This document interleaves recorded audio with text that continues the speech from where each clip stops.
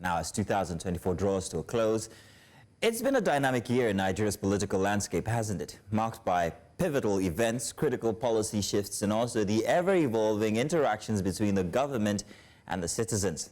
From key electoral decisions to legislative milestones and rising civic movements, this year has left an indelible mark on Nigeria's democratic journey. Oh, sure it has. And so to help us unpack these developments, we're joined by Mark Adebayo. He's the National Spokesperson for the Coalition of United Political Parties. Mark, we want to say thank you so much for joining us and thank you for coming on. Also joining us is Senior Advocate of Nigeria, none other than Sam Kagbo. Sir, I want to say thank you as well for coming on. Thank you for doing this with us. And season's greetings to both of you. Thank you, Samir. Thank you for having comprehensive compliments of the season. Compliments of the season to you. Thank you. Let me start off with you, Mark, and let's talk broadly about 2024. How would you describe the year in context of Nigeria's political landscape? I mean, what stood out for you as a defining political moment of this year? Hardly could we point out anything as a defining moment for the Nigerian political space, but it's a potpourri of political, connections and disconnect and the rest of that for both the party in power and the opposition itself. But there are two major events that one could remember that did not serve our democracy well enough. Those were the Edo and Ondo State governorship elections that we believe at the level of opposition that they were heavily compromised. So those are major political matters in terms of election, off-cycle elections in the country. All manner of things happened. The issue of tax, the new tax regime and the rest of that, the controversies surrounding it and the contradictions about it and everything. And of course, the continuation of the atrocious economic policies of the current government, which is doing nobody any good. The businesses are still suffering, the people are still hungry and the rest of that. So those are the major things about 2024, politically speaking. Nothing so much exciting.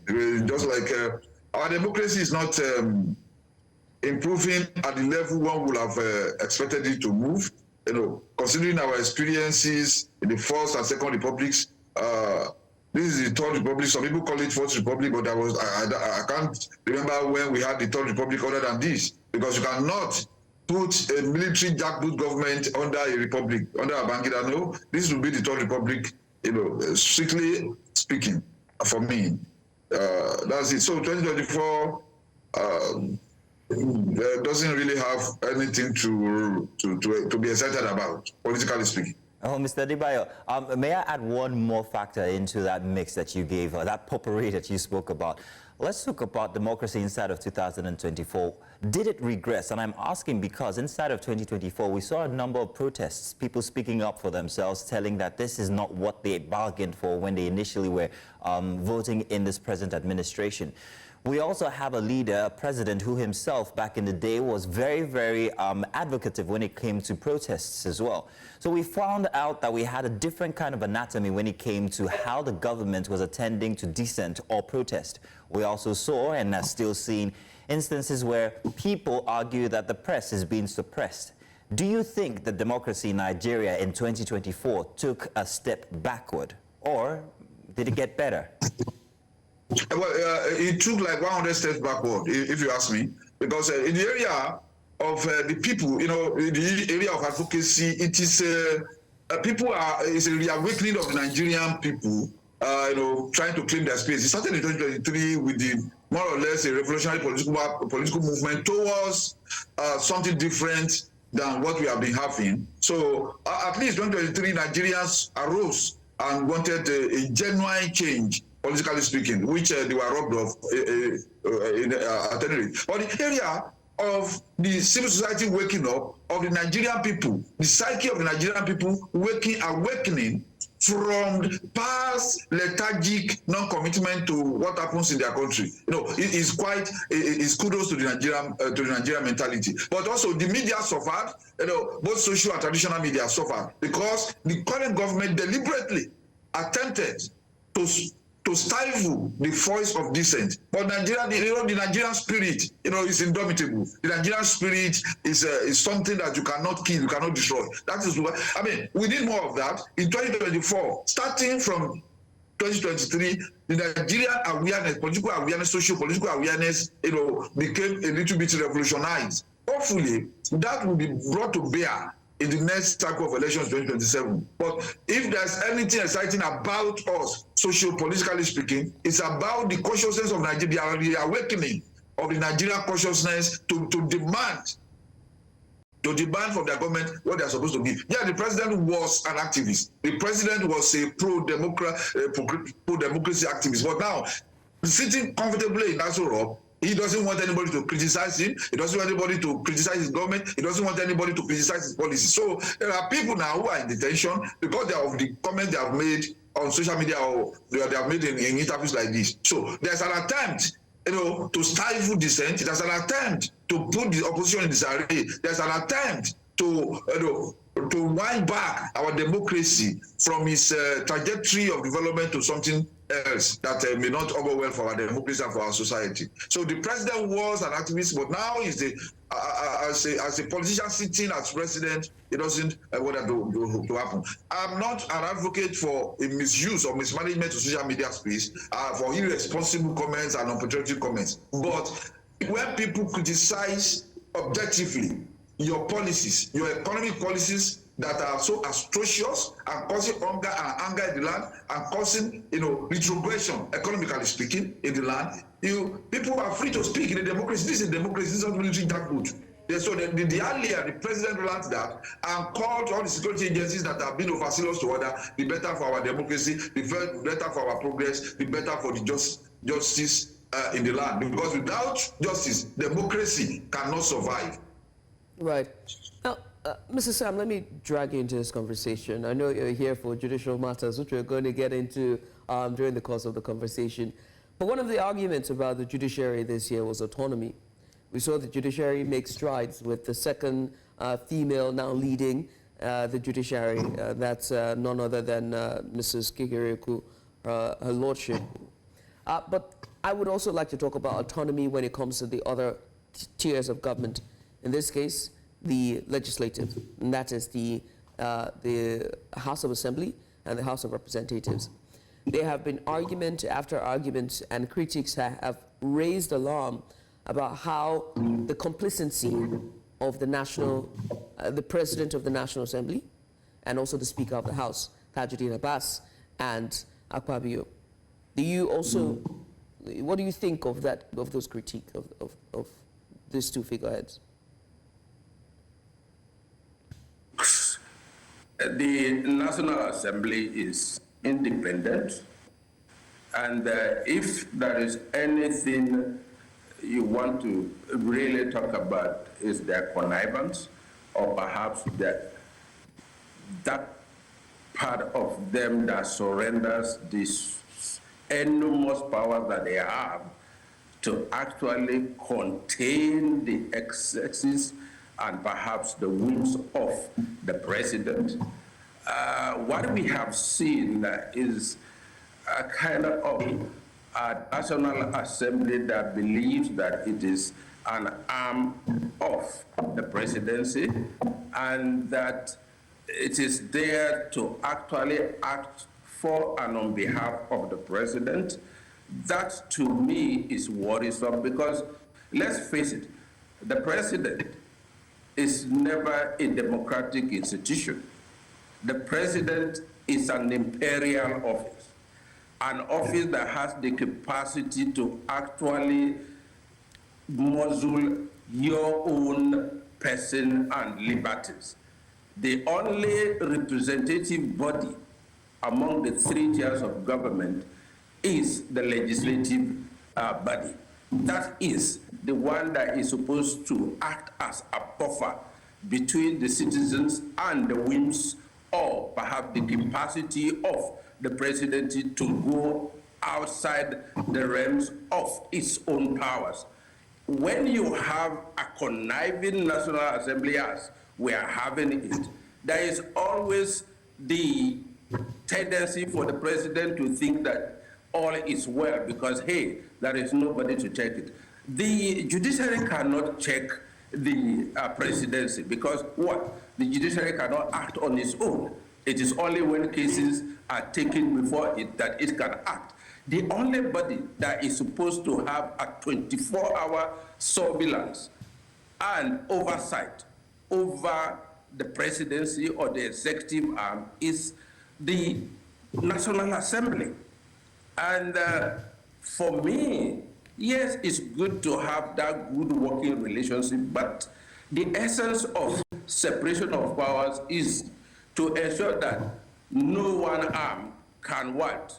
Subdue the two arms, the two other arms, or no two arms can by themselves collaborate to make what? Right. Subdue the other. That's the essence of what? Separation of powers. Right. Mr. Kabo, then it begs to ask the question, because you paint a very, very, very, very important picture there, which is that the legislative serves as a buffer between the people and the presidency, meaning that they are the representation of the people. But have they made any sort of impact, important impact, powerful impact, positive impact on the people that they represent in this year?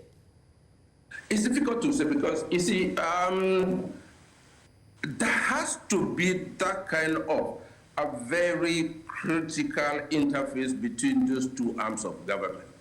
The idea of the presidency coming overnight and throwing policies at us without the input of the National Assembly is, to my mind, very worrisome. And the reason is simple.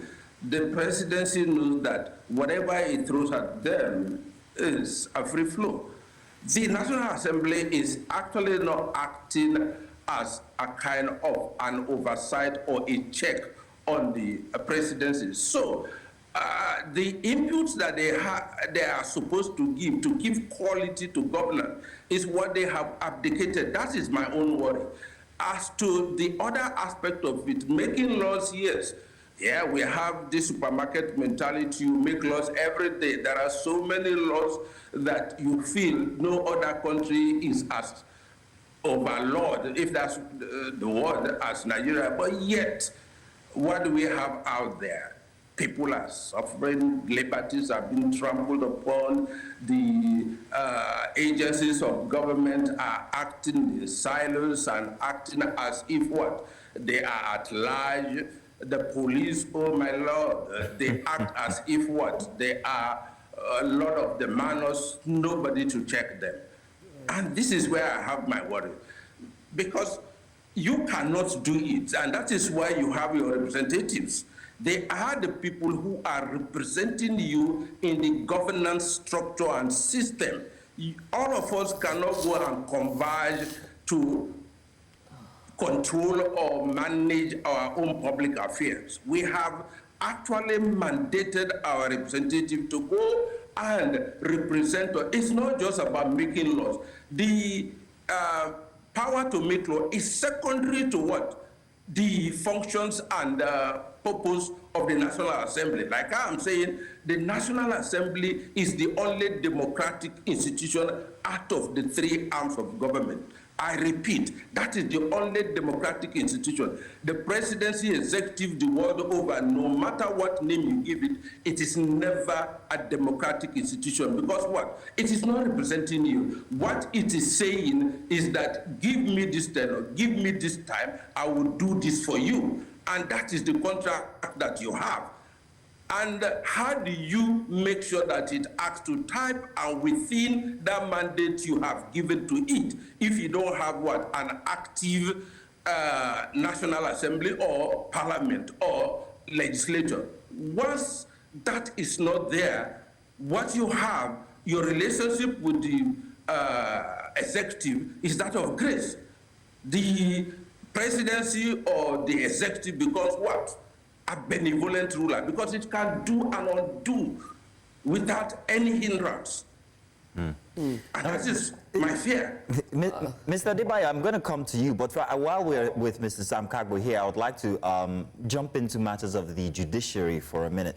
Now, Mr. Sam Kagbo, you referred to the National Assembly as the concern that we should be concerned about is the connivance of the National Assembly. But do you think that concept or term can be used as well for the Nigerian judiciary?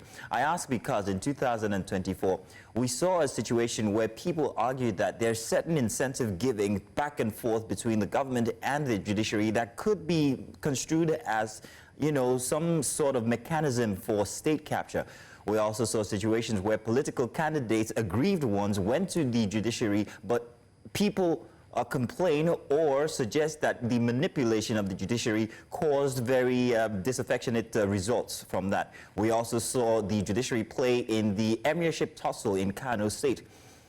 Back and forth, different levels of the judiciary giving different results here and there. Would you say that there is a connivance of sort with the government when it comes to the judiciary? The arms of government, the judiciary, to me, has done better than the others. Perhaps much of the complaints we have, or perhaps the criticism that we have at the judiciary, is because we do not understand our functions and how they perform their functions within the judicial system. The judiciary does not activate or initiate any process. It is there waiting for litigants. It is there waiting for what? Disputants. It is there waiting for people who have concerns about what their fellow citizens or institutions of government have done to them or that are doing. That is what they do. When they come, if you take the right cases to them, they will do their job. Look at the case of the independence of the local government councils. When the Attorney General instituted the action, some of us thought that, oh, this it cannot be, because what? The sections of the Constitution do not allow for what he was asking for. But we, as at that point, did not take into consideration the fact that the judiciary gives life and meaning to the raw letters of the Constitution. And in the interest of Nigeria and democracy, what did it do? Its pronouncement, to me, if they are actually followed up by the Attorney General, in no time we should have what? A functioning and independent local government system. Because that is the base and foundation of democracy. That is actually the engine of development. If we do not have democracy at that level, what do you have? That gap would be taken over by terrorists. That gap would be taken over by bandits. And that is the reason why we are where we are. Because what? The governance system at that level is not working. The judiciary has done its part. It has given meaning to it and strengthened them to say, hey, this is what it should be. You are independent financially and administratively. It has given that meaning. It's done its job. Look at the issues that it has also resolved. Before now, nobody could think that the judiciary can make the pronouncement it made as regards the conflict between who should control the lottery in Nigeria. Before now, what we have is what? The National Lottery Commission. But the Supreme Court said, no, that should be for the state. It has done its job. When there is a conflict on waterways, what did it do? It gives meaning to it and say, oh no, that's for the National Assembly. So to me, what we should be thinking about is for us as citizens to take the right cases to the judiciary, and if you indeed you take the right cases to them and you marshal your case very well, they will always give you your judgment. Mr. Kagbo, much of the time, especially for political cases, we want judgment without working for it. Now, Mr. Judicial Kagbo, cases, to me, I can never use them to judge the judiciary, because you know why? Most of the time, it's the litigants themselves that are the problem, and not the system itself. Mr. Kagbo, I'd like to bring in Mr. Adebayo here. Mr. Adebayo, do you agree with Mr. Kagbo's submission here regarding the judiciary? Have they done well so far, especially when it comes to cases of aggrieved political candidates and also matters of chieftaincy like we saw in Kano? Have they been absolutely autonomous, do you think, Mr. Adebayo?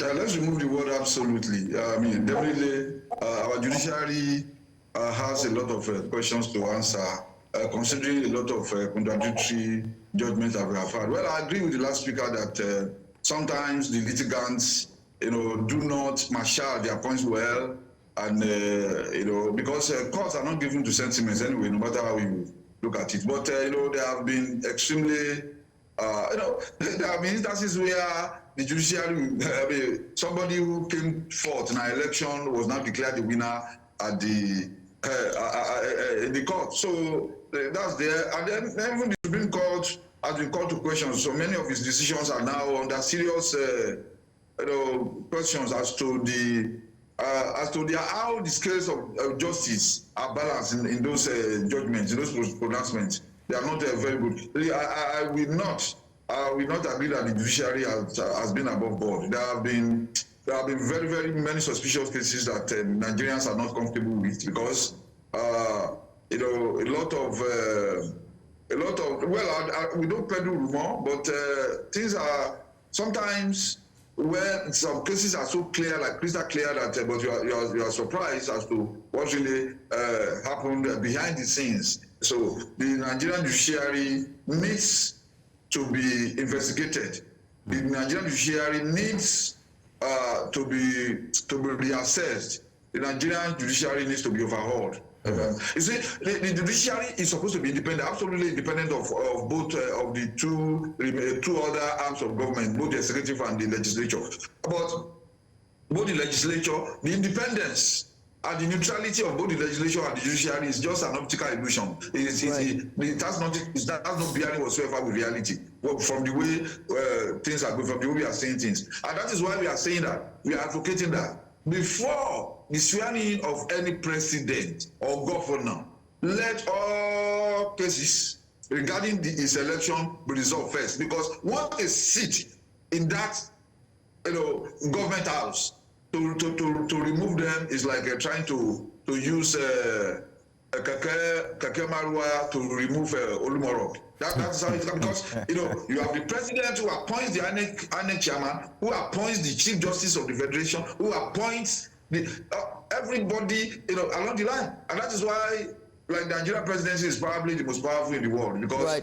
I agree with the Africa that it is not a democratic institution itself. Yes, election does. The fact that you are elected into, once you have become president, if you don't have that blood of democracy in you, you become an autocrat. And that is what we are witnessing in the Nigerian context today. So I would say, I will not say that the judiciary has not done well, but I think they can do better. I think the judiciary can do better. I think they must attack their independence.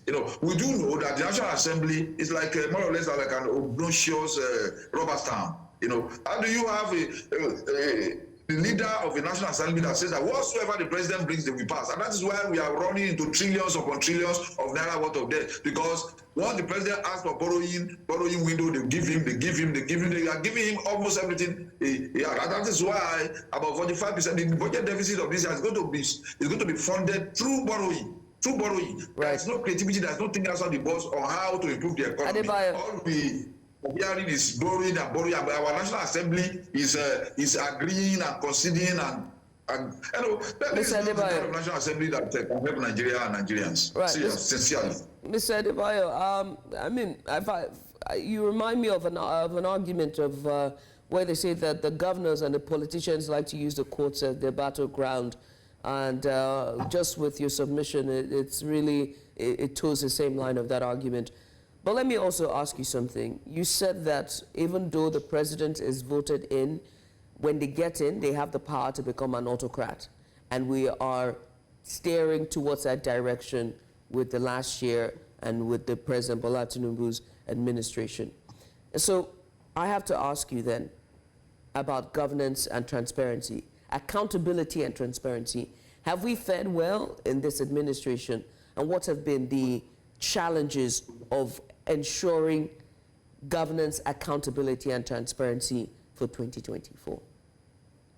Well, transparency, I mean, we have never been more opaque, in the political position of Nigeria when it comes to transparency. In terms of accountability, that was, I called this administration extremely low, maybe like, maybe 10%, or even lesser, because, when an accountable government will want to, conduct its affairs within the economic realities of the time. But this is the time that our president has decided to go and buy a 150 billion naira worth of a presidential jet. And we still have the other 4 or 5 there in the fleet of the president. And then he went and bought one car for 1 billion, in the presidential, So how do you, that's not, as far as I know, as far as I'm concerned, that's not an accountable government. And of course, accountability also means that you act in consonance with the wishes and aspirations of the people, which I've not seen this government doing. Let me give you one instance. The issue of which the president has continued to justify, the issue of the subsidy removal, which unfortunately has continued to justify. Maybe the removal of subsidy was necessary, but nobody removes subsidy without having prepared and planned, without having made plans to cushion the effects of the sudden precipitate subsidy removal, even when the subsidy regime had not run its course, because it was supposed to run out in June, but the president removed it in May. So that's another problem. There's no accountability there. And in the area of providing succor for the people this year, I've not seen the government doing anything at all. That is why you saw private individuals and private organizations now trying to fill the gap by organizing themselves and bringing people together. Unfortunately, those ones are now, ending fatally, in a fatalistic manner. Unfortunately, people are dying and so on. But, they were trying, making their own efforts, individual and private efforts to fill the gap that the government has abandoned. And see what is happening, because the organization wasn't there, but they meant well. They meant well, because the government has gone to sleep in the area of taking care of the needs of the people. So in terms of accountability, it is not there. There are cases and allegations of corruption here and there, left, right, and center, that are not being properly addressed. The issue, look, this government doesn't have any robust housing plan, if they have anything at all. But then they are busy pulling down houses all over the place, especially in Abuja. And the government said, oh, the minister is clapping for his minister that is doing well. Doing well, even with people with CFO and the rest of that. So, there's no accountability, there's a lot of opaqueness, there's no transparency. Mr. Adebayo, to make a case for the government, to make progress, one has to, something's got to give. Oh, come on, Judith. I'm sorry, I have to be fair now, that's the perks of the bane of tear it down and build it back again. How fast though? But gentlemen, Mr. Mark Adebayo and also Mr. Sam Kagbo, want to say thank you very much for joining us on this segment. You have given your expert opinion, and we must say that we have enjoyed this conversation. On our very last show for 2024, as we look forward to a brighter 2025 when it comes to politics and also when it comes to our judiciary. But before we go, and real quick, gentlemen, can you project for next year what the political landscape might be like and what the judicial landscape would be like? Mr. Sam Kagbo, if you'd go first, but let's keep it summarily. Well, we would have a calmer sinner system. Of course, the courts would be less occupied because the political cases have all been resolved. And the next phase of election cycle will be in 2026. So in 2025, we would have a respite, and of course, we would return to the traditional functions of the judiciary, upholding the rule of law, promoting your rights, and ensuring that everybody acts within the confines and prescriptions of the law. And for me, I'm hopeful that the two gentlemen, like the lady has said there, the judiciary is being manned by two gentlemen. That is ladies at the Court of Appeal and at the Supreme Court. And I think they have finer souls. Both of them, they've proven themselves. And I can tell you for free, Kikere, who is among the best. And if you ask me integrity questions, I would give a 9 out of 10. I have absolute belief in our regime. All right. And we are seeing prospects. Okay, let's switch gears now to Mr. Adebayo. Mr. Adebayo, your thoughts, political landscape 2025. I would just like to encourage civil society to be more active, to be more agile, and be alive to their responsibilities in 2025. And then we cannot discuss the sensitive judiciary and legislation without mentioning the fourth estate of the realm that has done exceedingly and excellently well in this country. You know, from inception till now, the media, kudos to the media, continue to refuse to be intimidated, continue to be unbiased, and continue to be focused and objective in your reportage. You are the star. You are the star boy of our democracy. Thank you. Thank you so much. Now, Thank you very much. My head is too big for the screen. Yeah, we needed to hear that. Thank you very much, especially on this day. Thank you very much, gentlemen, for joining us. Of course, 2025 will be coming back to you for your expert analysis and also opinion on different matters. Thank you once again. Thank you.